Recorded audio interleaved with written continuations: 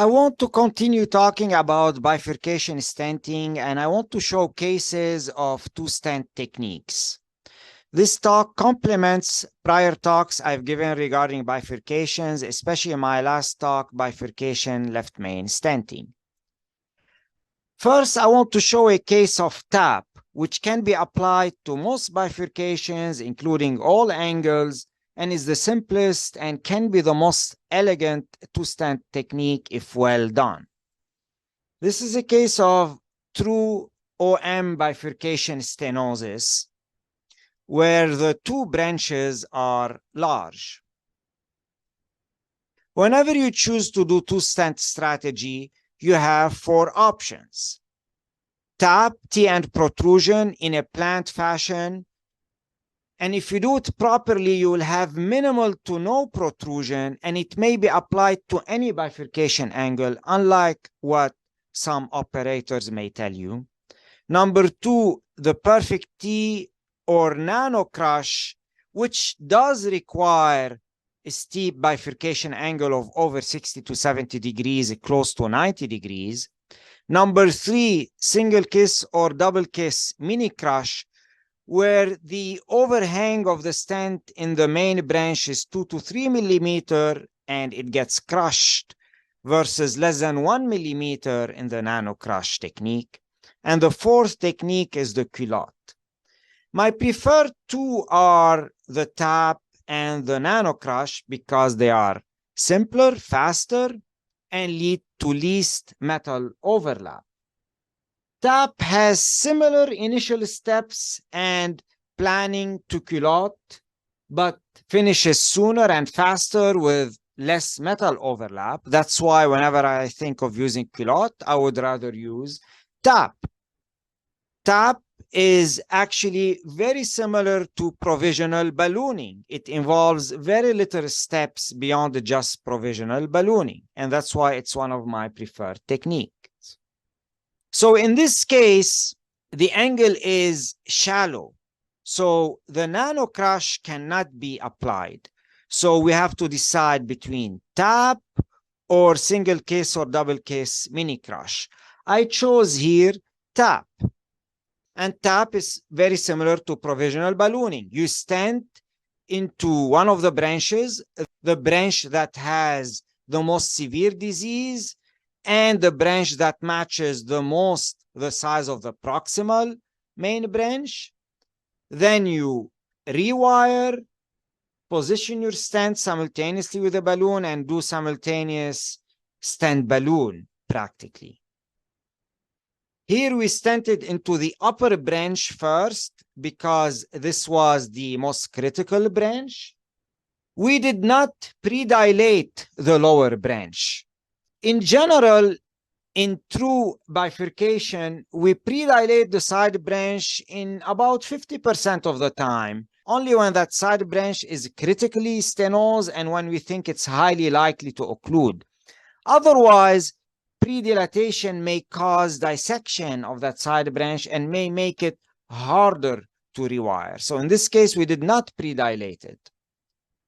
Now, after stenting the upper branch, we rewired that lower branch to do tap. And in order to do tap, you need to rewire the distal strut.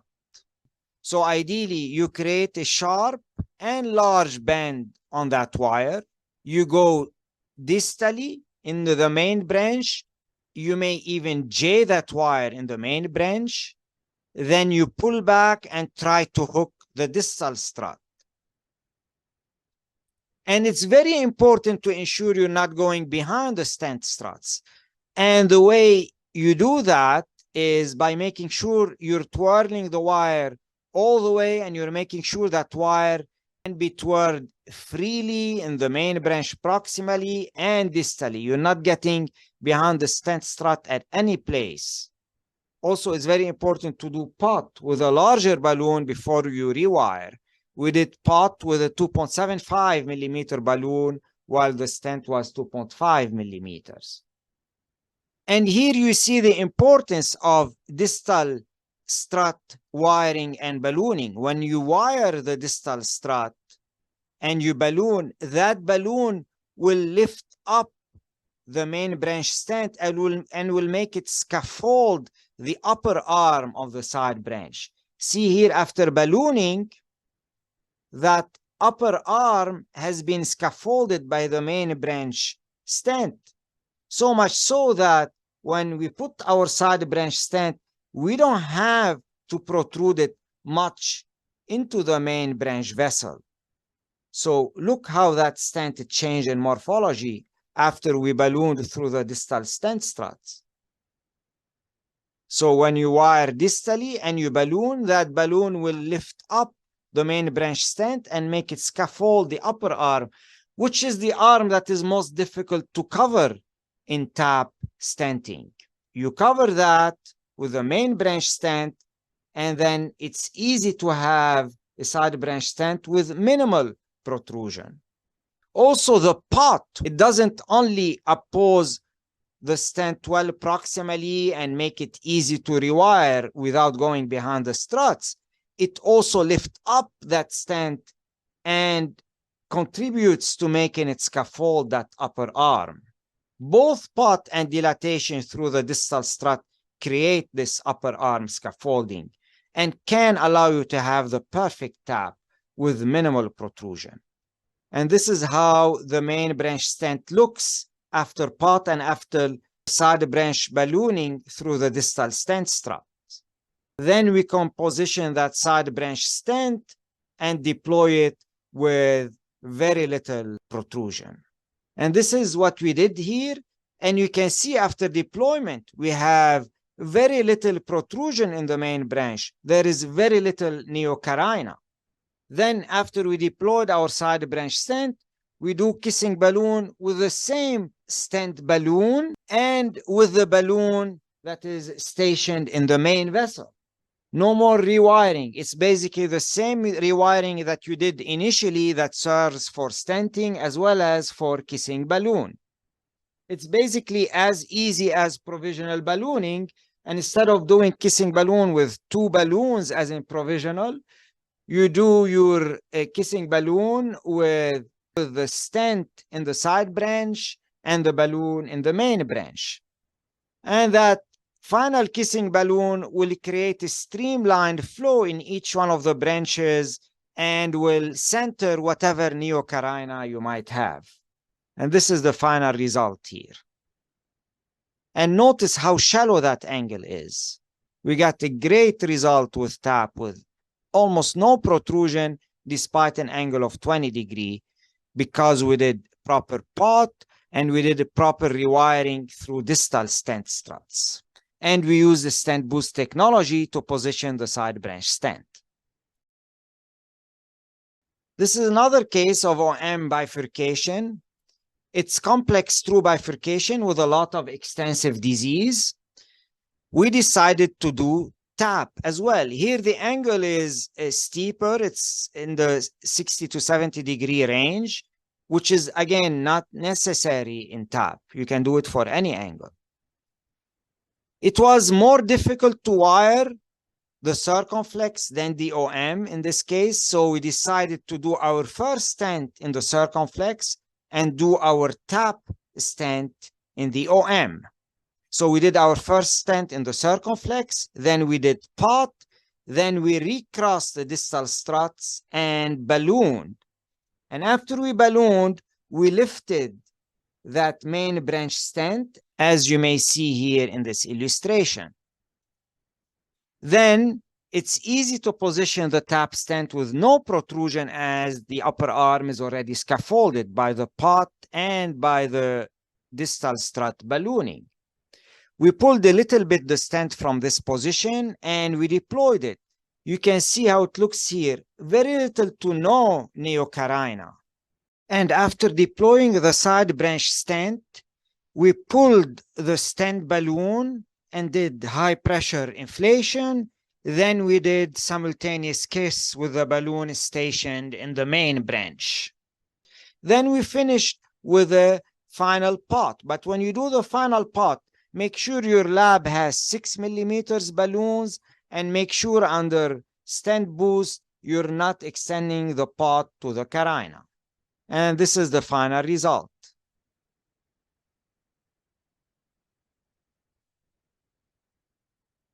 And this is another tap case I showed before of LAD diagonal.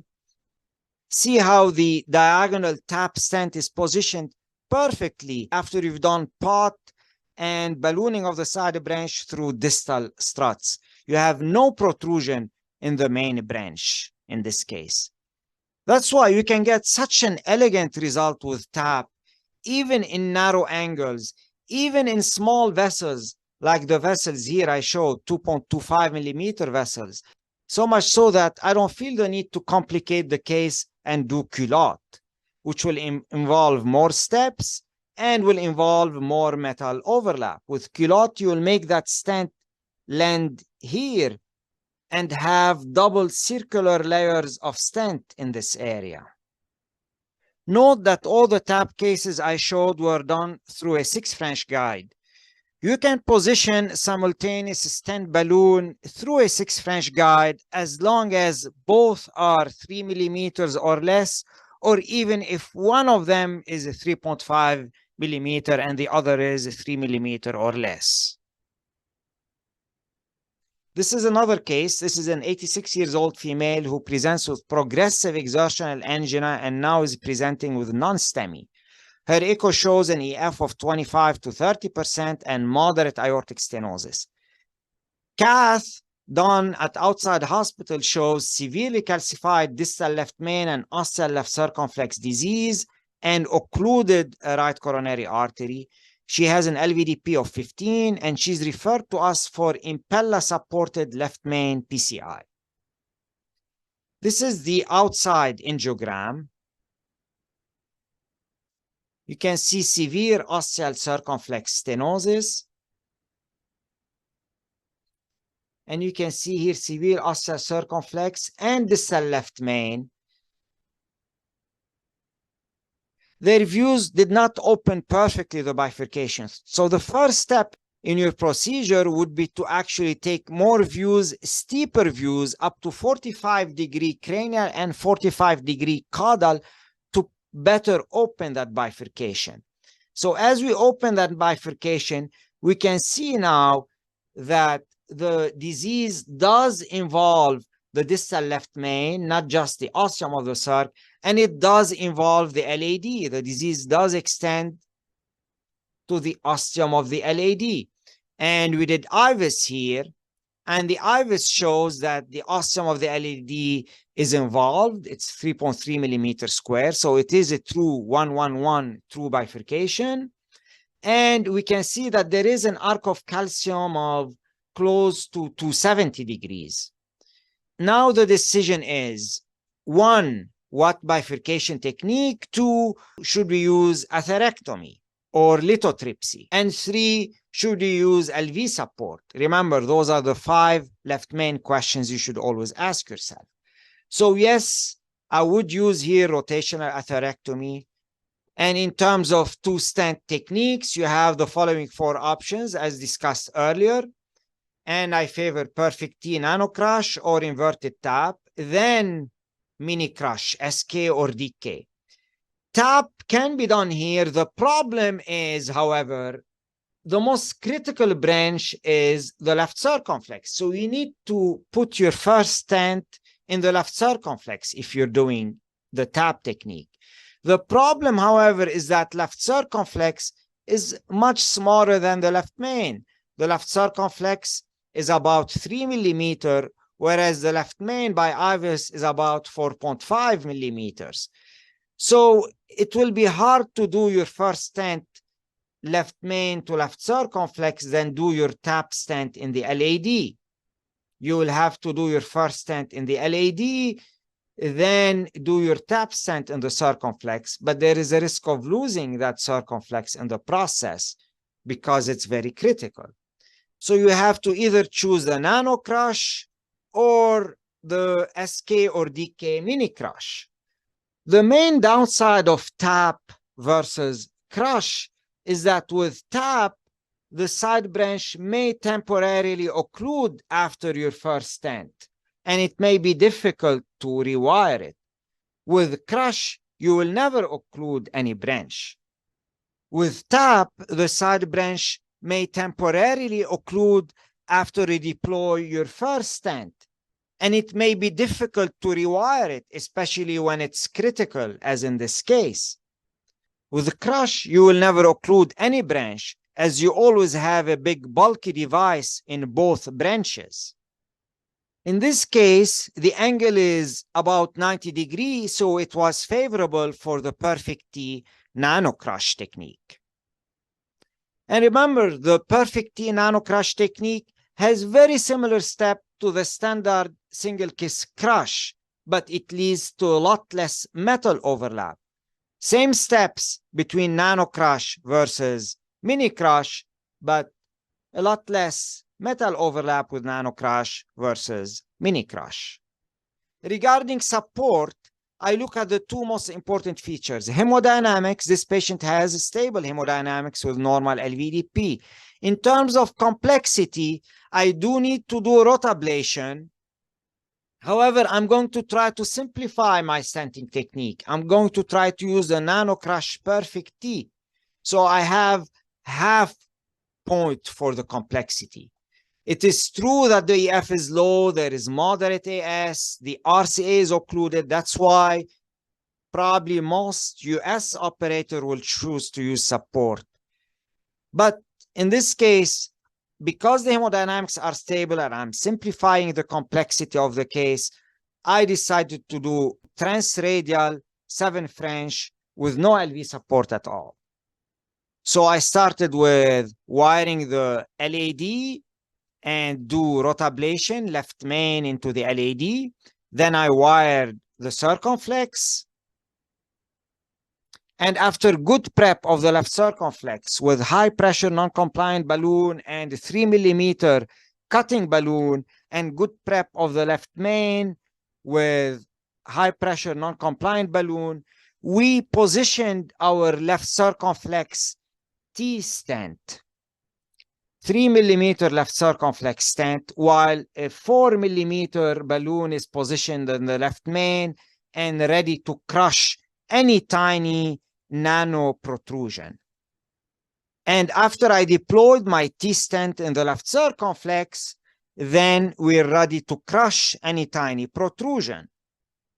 I asked my fellow, after deploying the left circumflex T stent, what's the immediate next step? He said to crush it with a main branch balloon, but that's the wrong answer. The immediate next step is actually to pull back that left circumflex stent balloon and do high pressure inflation. Always, whenever you deploy a stent in any bifurcation technique, whenever you deploy a side branch stent, the immediate next step is to pull that stent balloon and do high pressure inflation. The Achilles heel of left main bifurcation stenting is the ostia, especially the ostium of the circumflex. So we pull, we do high pressure inflation of the circumflex, then we crush it with that main branch left main balloon. Importantly, that main branch balloon serves also as a pot in a way. It will not only crush any protrusion, it will oppose any protrusion well to the wall, and it will spread apart the stent cells to make it easier to rewire. So if this is the stent in the side branch, you not only crush it, you open those crushed stent cells at the ostium by expanding them. So you go from tight cells to wide stent cells, easier to wire at that ostium.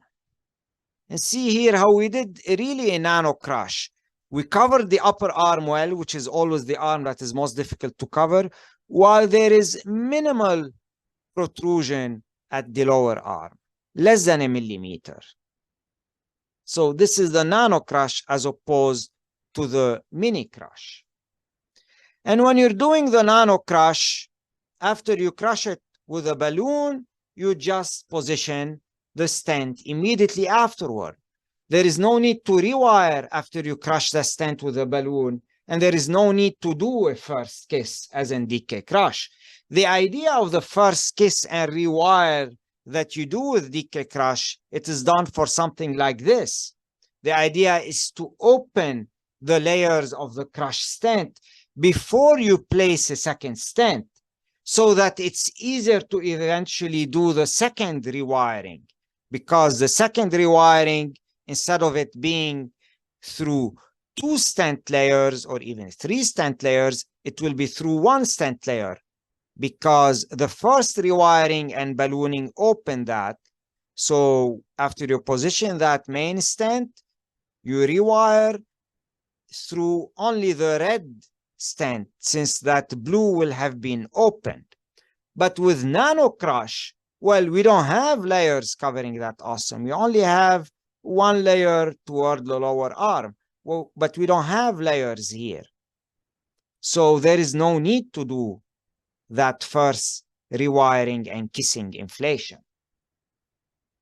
So after deploying the left circumflex stent and crushing it with a balloon, we crushed it with the left main stent 4.5 by 16 millimeters. Before deploying that left main stent, I removed the left circumflex wire. You may keep it, especially that you are jailing it behind 1 stent layer, not 3 stent layers in the standard SK or DK crush. After deploying the left main stent, we did part of the left main proximally, then we rewired the left circumflex. We tried to cross a proximal cell. Unlike provisional ballooning and tap, where we cross the distal strut, with crush techniques, we try to cross proximal cell. This is particularly important when you're doing the standard SK or DK-MiniCrush. Not so much for NanoCrush. When you're doing MiniCrush, you don't want to cross a distal cell, because you do have a lot of stent layers toward the upper arm, even 3 stent layers at the upper arm of the side branch.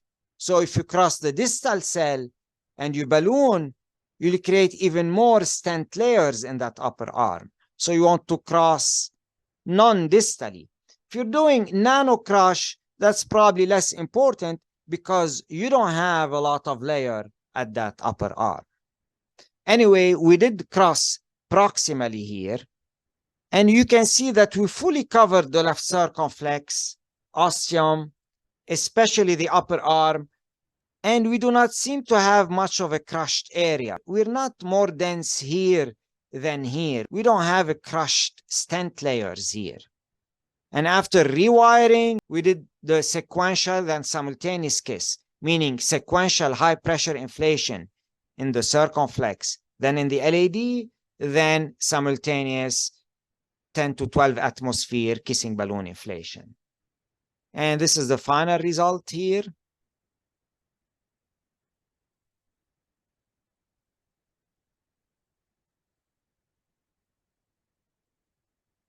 The procedure was quick. The patient tolerated this procedure well and never dropped her blood pressure throughout the case, with no LV support. Even though, again, the RCA is occluded, as you can see here, via the collaterals. We did rotablation. The EF was low. But that shows you that LV support is not often needed, and it's very much overly used in the US. And the NanoCrush simplified our procedure here, because we only needed to do 1 rewiring. So we limited the number of balloon inflation and the number of kissing balloon and rewiring. Less step, more hemodynamic tolerance, and also in this case, less stent overlaps, which can only translate into better long-term outcomes. Don't forget to do IVUS at the end, and those are the number: 14 millimeters square proximal left main, 10.8 millimeters square at the distal left main at the confluence, and 6.1 at the ostial left circumflex. The ostial left circumflex wasn't perfectly expanded. However, it was still acceptable based on that 8765 rule. We were still over 5 millimeters square at the ostium of the left circumflex. This is another case of 79-year-old man, non-STEMI, stable hemodynamically, no heart failure, normal EF. RCA patent. So hemodynamically, this patient is easier than the prior case. And this is the anatomy: critical ostial left circumflex and distal left main into the LAD disease. The left main and ostial LAD are more severely diseased on cranial views. And this case is easier than the prior case. There is no need for atherectomy. And I chose again to do the perfect T NanoCrush. A planned tap technique would have been acceptable here. You could do tap, position your first stent left main to circumflex, and your second tap stent in the LAD. We chose here to do a NanoCrush technique. No support. We did, again, in this case, 7 French transradially with no LV support. This is to show you that a lot of those distal left main 2-stent techniques can be done without LV support, even when you require atherectomy, even in some cases with impaired LV function. And they can be done overwhelmingly from a 7 French radial access. It's all about having good hemodynamics, number one, and simplifying your stenting strategy, number two. Again, the steps of that NanoCrush are very similar to the standard single kiss crush. It's just that you end with a lot less metal overlap and no metal overlap at that upper arm. Here we chose to position our T NanoCrush stent in the LAD while having a balloon station in the left main left circumflex. This is the stent in the LAD, and this is the balloon stationed into the left circumflex. And the reason we did that is that in this case, the LAD is smaller than the circumflex. The LAD is about 3.5, the circumflex is about 4, whereas the left main is about 4.5 millimeter. So we chose to do our T NanoCrush in the LAD, then put the main stent from the left main to the left circumflex. And we positioned our LAD stent while the main left circumflex balloon is stationed. And after deploying our LAD stent in a T fashion, we inflated the stationed left circumflex balloon to NanoCrush, if any. And that crushing balloon is also a pot balloon sized to the proximal main branch. If you have any crushed area, that pot balloon will oppose the crushed area, will also spread it apart so that the stent cells become spread apart and easier to wire. You go from stent cells like this to that. Then we stented the left circumflex, then we did pot, then we rewired into the LAD. It was easy rewiring. Then we did balloon dilatation of the LAD. Then we did sequential, then simultaneous kissing balloon dilatation. And this is the result. And you can see here, the T stent in the LAD was nearly a perfect T. There is minimal to no crush into the main branch. This is another case. This is an 82-year-old man. He has a history of ostial LAD stent. He presented to an outside hospital with anterior STEMI.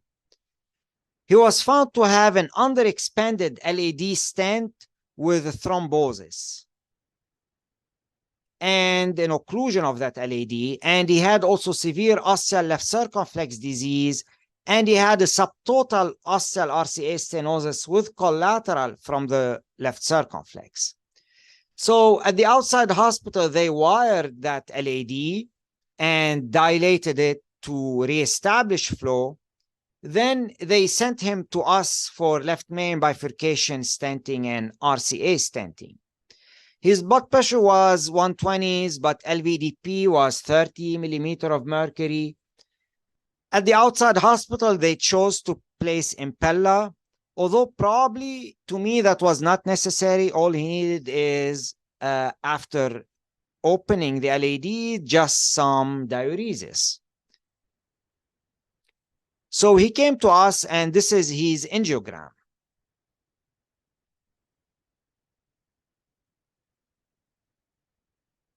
Again, the patient is stable hemodynamically. Impella was probably not needed, but since it wasn't placed, we kept it. We use a 7 French system, and we were planning on doing a perfect T NanoCrush with the T NanoCrush stent into the left circumflex.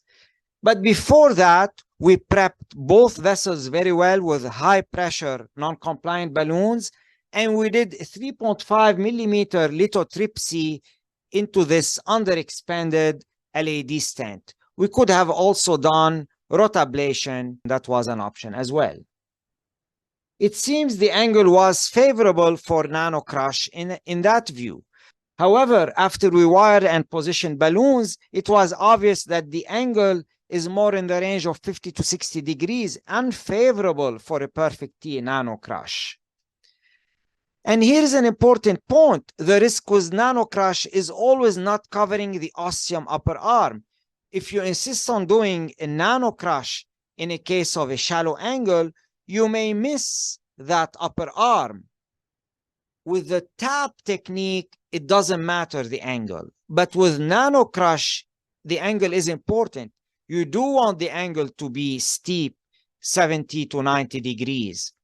If you're doing a crush technique in a shallow angle like this, and you're trying to cover the upper arm, you will end up having to protrude that side branch stent too much in the main branch, more than 1 millimeter, about 2 to 3 millimeter, and therefore you're no longer NanoCrush.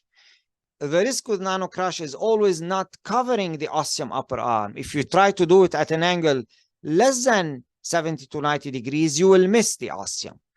So at this point, our options are tap, which again can be done to all angles.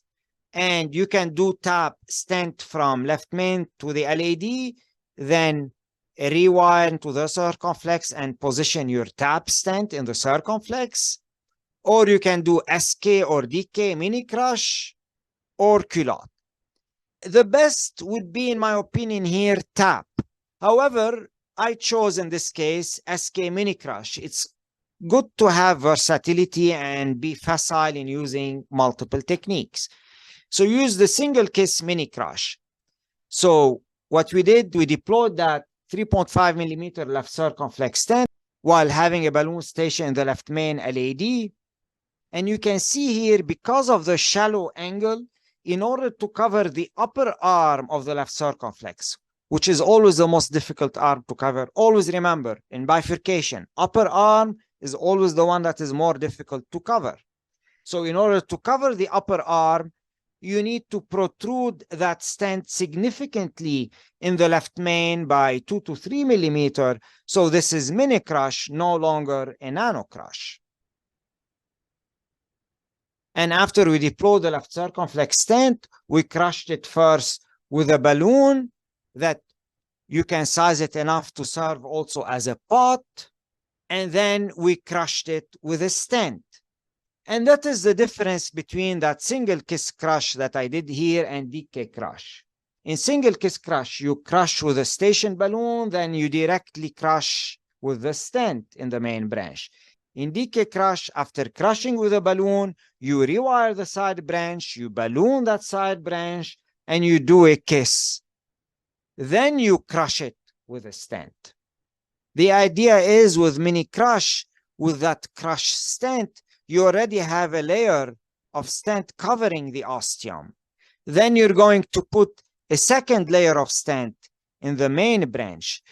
So it will be difficult to do the final rewiring through 2 layers of stent and even 3 layers of stent at the upper arms. So the idea with double kiss crush is that after you deploy your first stent and crush it, you want to open that first layer of metal so that when you put your main branch stent, you only have 1 layer of stent across that circumflex, and it's easy to do your second rewiring. Your second rewiring will be across 1 layer of stent. So the first rewiring is across 1 layer of stent, and your second rewiring is across 1 layer of stent because you opened a hole in that crushed area. However, that's not what we did here. For simplicity, we just stented without rewiring and doing a first kissing balloon. So we put another stent, then we decided to rewire and do our sequential then simultaneous final kiss. And this is how you rewire. You use a workhorse wire, not a polymer wire, and you make sure that wire is free and flipping and twirling all the way, proximally and distally. You advance that wire while it's twirling into the distal main branch in the LED here. You may choose to make it a J, and all the while you're twirling it and making sure it's not behind the stent strut, you make sure it's free at all times, you pull back and hook the ostium of that side branch. You make sure the bend is sharp and large. If the wire forms a J or creates a reverse hairpin, as in here, it is great. It's less likely to be behind stent struts. And look here, it's free twirling throughout that stent. Then at one point, as we're pushing it, we're aiming to make it a J. We want to make it J and twirl it. This way we make sure it's not behind the stent strut. It didn't just do a J, it did a reverse hairpin. It's a J with another angle. And that reverse hairpin was very helpful because it immediately flipped into the side branch.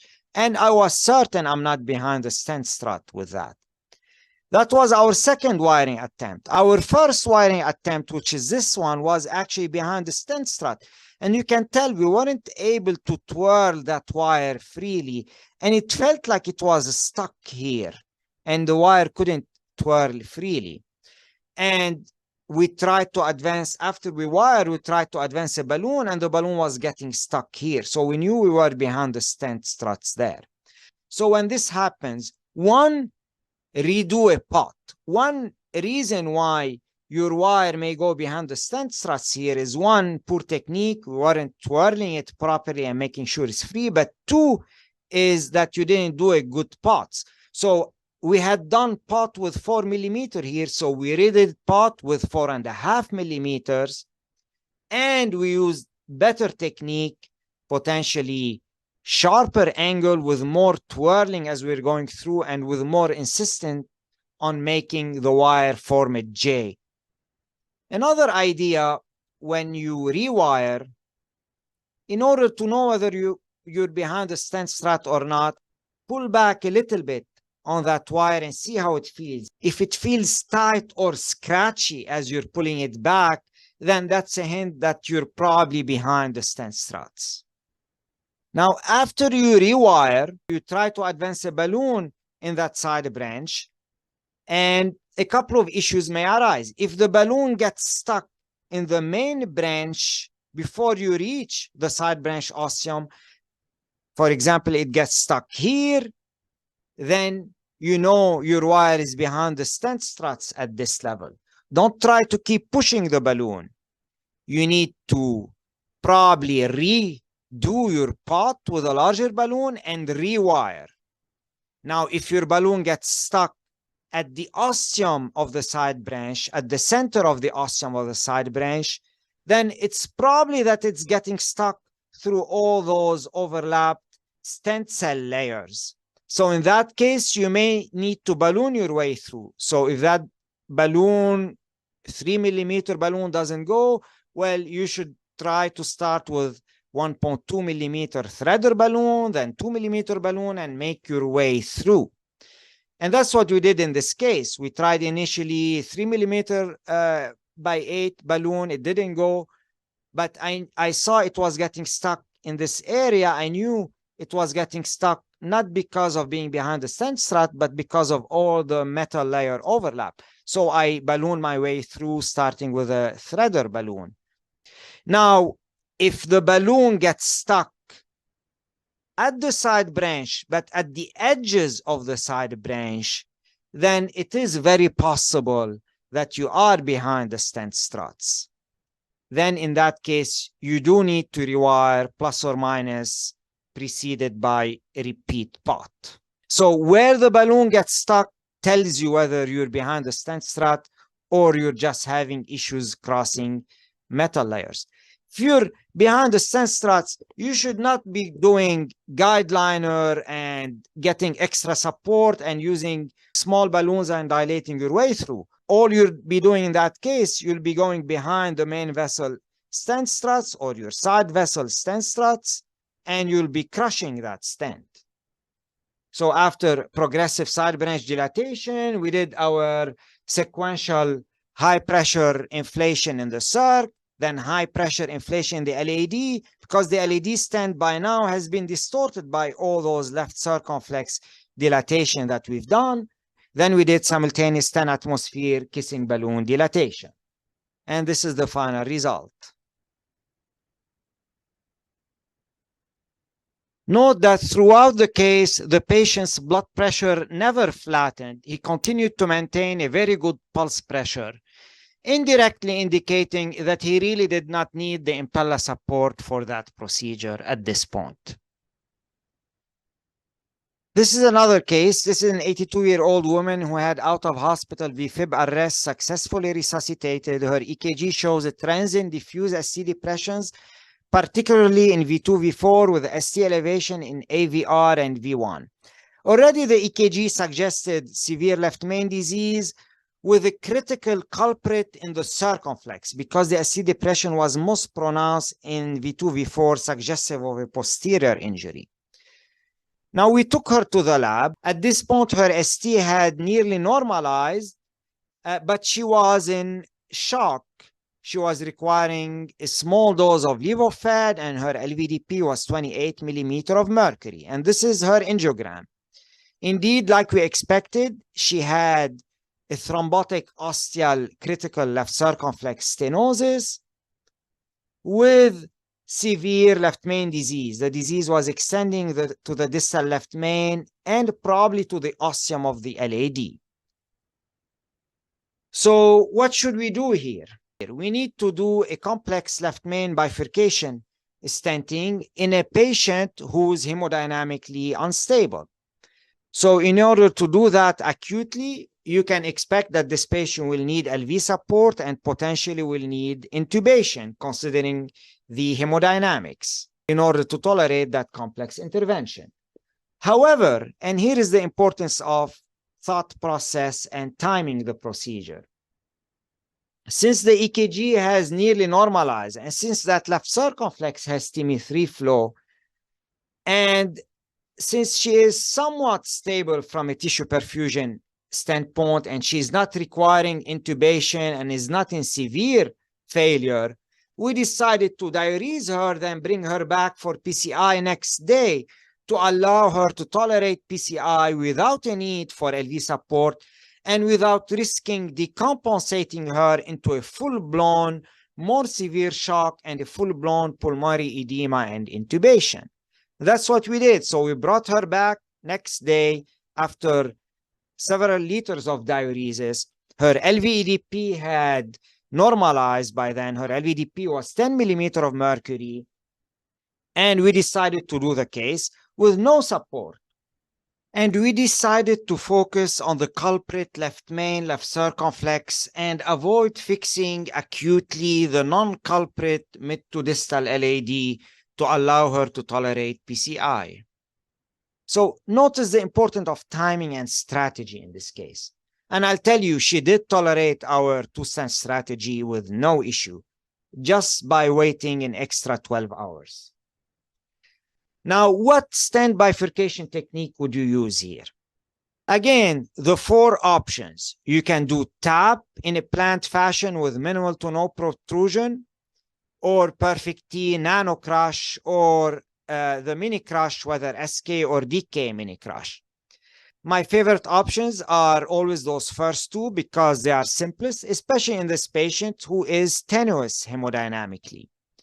Both of them are acceptable, and both of them would be most tolerated in this pre-shock heart failure patient without the need for support. NanoCrush is not feasible here because of the narrow angle between the LAD and left circumflex ostia. The ostium of the left circumflex has a sharp bend which precludes that NanoCrush. So I chose to do here TAP. and you have to start your tap into the left circumflex because it's the most critical and it's the one that is most likely to occlude if you stent across it. And this is for our decision to support. At this point, the hemodynamics were stable, and we are going to simplify our procedure. And we also don't need atherectomy or lithotripsy. So no support. So we started by stenting from the left main to the left circumflex with a 3.5 millimeter stent. Then we did pot of that stent with a 4 millimeter balloon. Then we rewired the LAD, trying to rewire the distal strut, as in the tap technique, to provide scaffolding of that upper arm. Here we needed to use a double lumen catheter, Satsuki, to allow us to wire that LAD. The wire kept prolapsing in the main vessel, so that double lumen catheter provided stability and robustness to push through. Then after rewiring, we ballooned the LAD, creating a scaffolding from the main branch toward the upper arm of that side branch. Then we positioned our tap LAD stent, taking advantage of the fact that we already scaffolded the upper arm of that LAD because we rewired the distal strut across that LAD. Then after LAD side branch stent deployment, there is no need to rewire. That same stent balloon is pulled back and inflated at high pressure across the ostium of the LAD. Then we do simultaneous kissing balloon dilatation with that balloon stationed in the left main, left circumflex, as in here, kissing balloon dilatation. And this is the final result. You have a minimal carina. This case was done before stent boost was available in our lab. So I had a little more carina than I normally do in tap technique, but still we have minimal carina, and the kissing balloon inflation ensures that the flow is equally streamlined into each one of the branches. This is another case. This is an 87-year-old lady who presents with non-STEMI. She has no heart failure. Her LVDP is 8. Her EF is 50%. And this is her angiogram. It basically shows a short left main with critical disease from the ostium to the distal left main, with this disease extending into the ostia of both the LAD and the left circumflex. It's critical, 95% disease, and it's also heavily calcified. Note that the RCA was dominant and normal. So what is the approach here? Here are the 5 questions. Need for atherectomy or lithotripsy? Yes, it's heavily calcified. And ideally, you want to do some pre-dilatation with 1.5 or 2 millimeter balloon before atherectomy or lithotripsy to establish some blood flow across that left main and allow it to tolerate atherectomy and lithotripsy. In terms of left main bifurcation technique, here are the 4 options.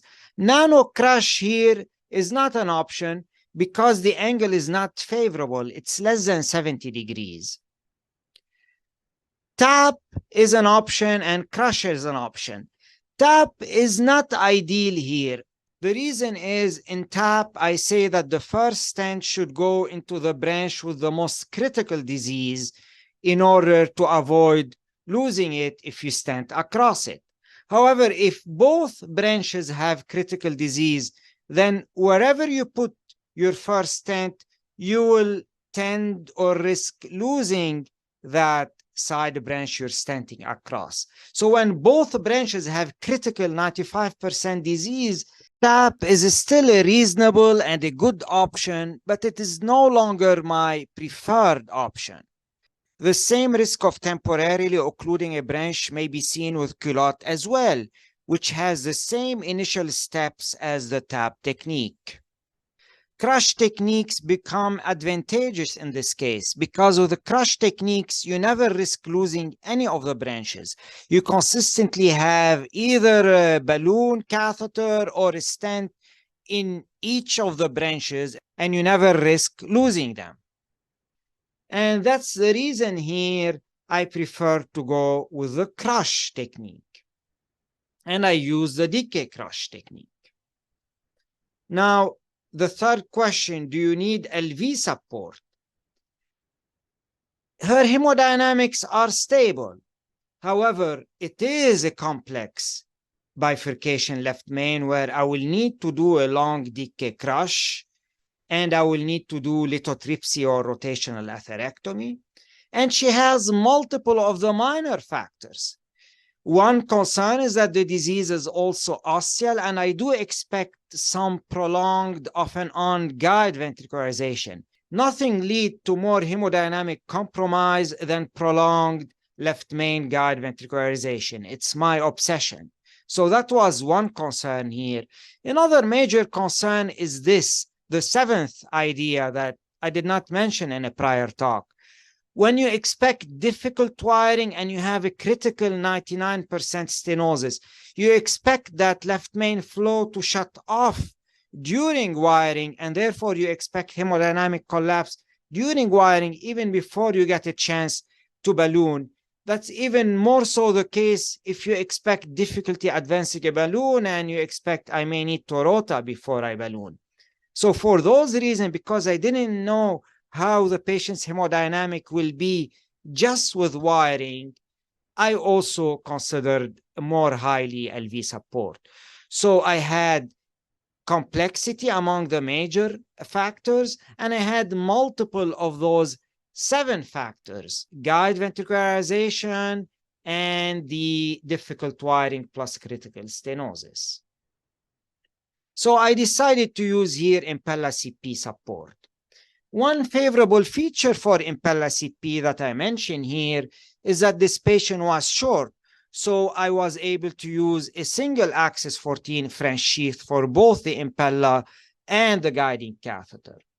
Through the Impella sheath, I placed the 7 French Terumo sheath, which I usually would not be able to advance it fully through that sheath, and I end up losing a capacity to fully advance the sheath and the guide.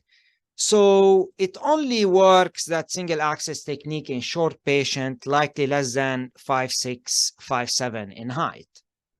So to summarize, if you want to do rotablation or lithotripsy with DK-Crush, you will likely need support. If you absolutely want to avoid Impella, you can consider doing a tap technique, which is suboptimal here, along with rotablation. Rotablation, as I explained, tend to lead to less hemodynamic compromise than those prolonged lithotripsy balloon inflations. And in that case, you may need less support. Probably balloon pump would be okay in that case. So I did place here Impella CP, and through the same axis, I engage the left main with a 7 French Judkins left guide. I quickly double wired and ballooned the left main, allowing the patient to tolerate future maneuvers. I did sequential dilatations of the left main, then the left circumflex. Then I did lithotripsy of the left main, LAD, and of the left circumflex with a 3.5 millimeter lithotripsy balloons. And it was the right decision to use Impella CP here, as this patient had flattening of her blood pressure each time I would do balloon inflation, especially during the lithotripsy balloon inflations. Then here I stented the mid-left circumflex. Then I positioned an ostial 3.5 millimeter left circumflex, while a 4 millimeter left main balloon was stationed and ready to crush the left circumflex stent and pot it. As always, I deployed that left circumflex side branch stent in 2 steps. First, I deploy it, then I pull back the stent balloon and inflate it at high pressure. Then I take out my left circumflex gear and wire, and I crush that left circumflex stent with the stationed left main LAD balloon. And that crush balloon also serves as pot across that circumflex. Afterwards, since this is DK-Crush, I rewired the left circumflex and I ballooned it and did the first kissing balloon before deploying the left main LAD stent. So I rewire the left circumflex with a sharply angled BMW wire. Then I did balloon of that left circumflex. Then I did my first kissing balloon inflation. So this, we deploy the circumflex stent, then we crush it and pot it, then we rewire, then we do our first kissing balloon. And we rewire ideally the non-distal struts in crush techniques. This is longer than the single kiss crush, where we crush the left circumflex stent, then we immediately place and deploy the left main LAD stent without that first rewiring and kissing balloon inflation. So after that first kissing balloon, I deployed the ostial left main to LAD stent using an aleocranial here because I wanted to nail the ostium of the left main as well as the distal left main into the LAD. Then after deploying that main stent, I had to do the second rewiring through a non-distal strut using the same sharply angled BMW wire. Then after that, we did the sequential kissing balloon dilatation in the left circumflex, then in the left main LAD, then the final simultaneous kissing balloon inflation. And this is the final result here.